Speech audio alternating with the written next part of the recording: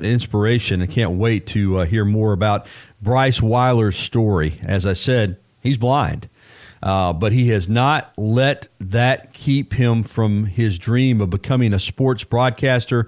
He's also a disability consultant for the Baltimore Orioles. Inspiring story. Good morning, Bryce. How are you? Hi, Gary. I'm great. Thank you for having me on. My pleasure. Excited to have you on. Let's start with, before we get to your career, let's just start with some background on you. Were you born blind? Did you become blind later in your life? What's your backstory before we get to what you do now? I was born 4 months premature with an eye condition called retinopathy of prematurity, which caused me to be blind.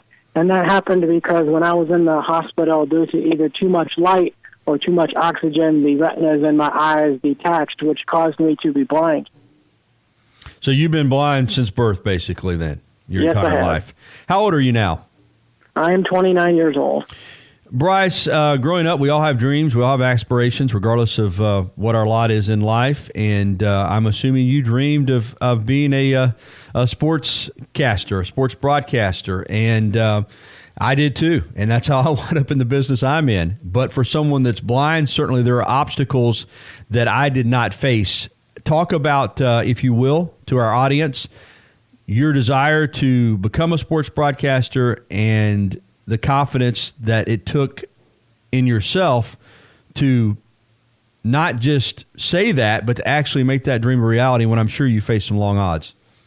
I've commentated over 150 games on the radio as a blind radio broadcaster. I actually never really dreamed of doing that when I grew up. I listened to a lot of games on the radio and always wanted to be able to commentate and to be able to give back and to help others to understand sports as much as I've been able to understand and enjoy sports.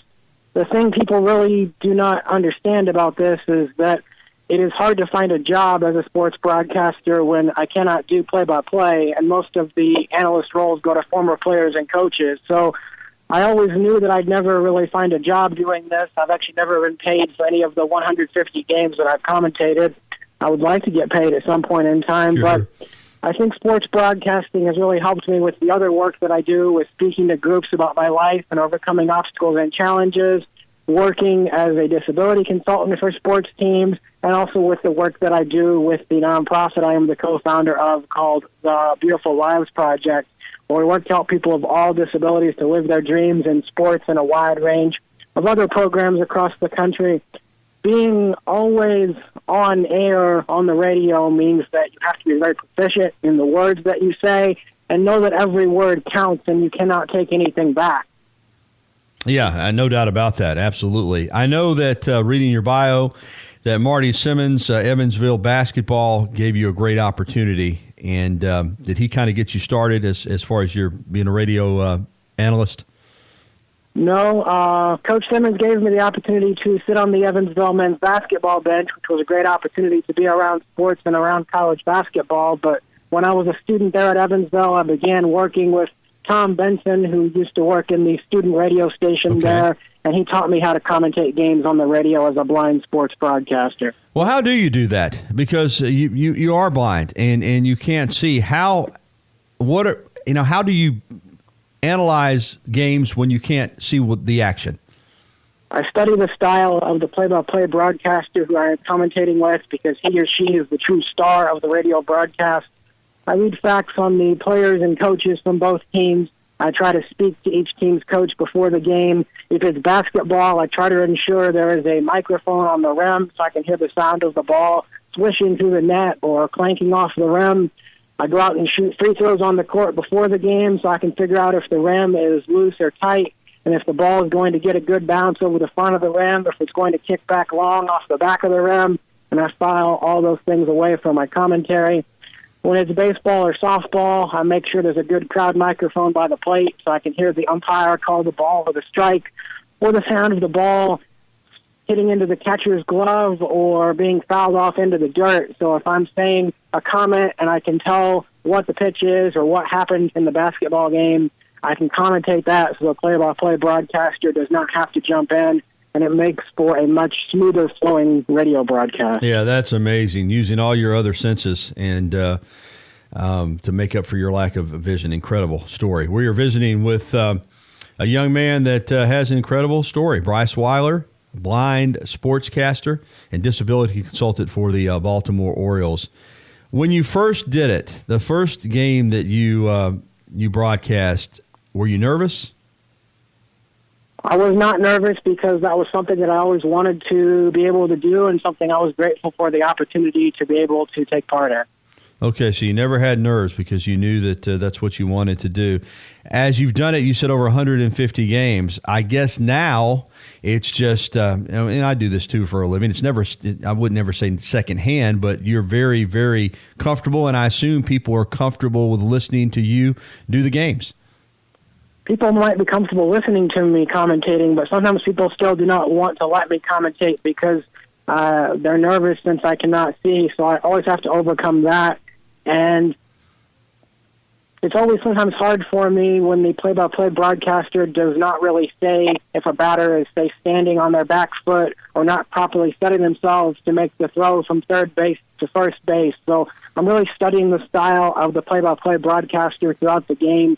And if I think there's things he or she are missing when it goes into a break so the other listeners cannot hear, I will ask him or her to say those things more so that I can better analyze what is happening. That's interesting. So not only are you, getting a feel for the game, you are listening very closely and getting a feel for the person that you're working with so you can play off of them and what they say, right?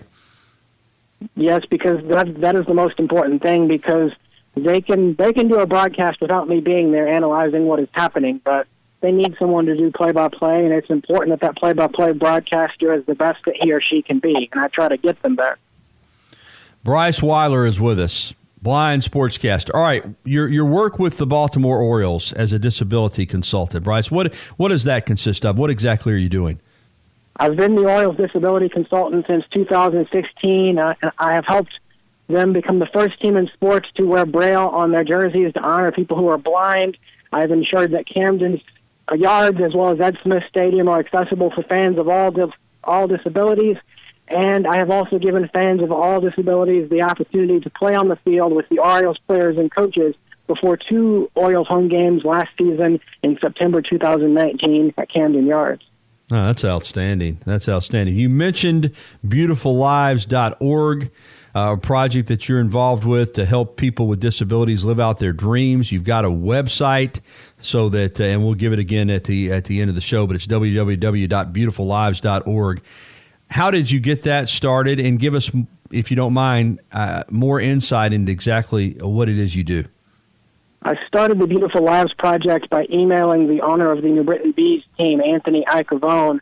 I told Anthony how sitting on the Evansville men's basketball bench at the invitation of Marty Simmons had changed my life because it had given me the opportunity to be around sports, and how I wanted to give back to individuals of all disabilities to help them live their dreams in sports and in a wide range of other programs across the country.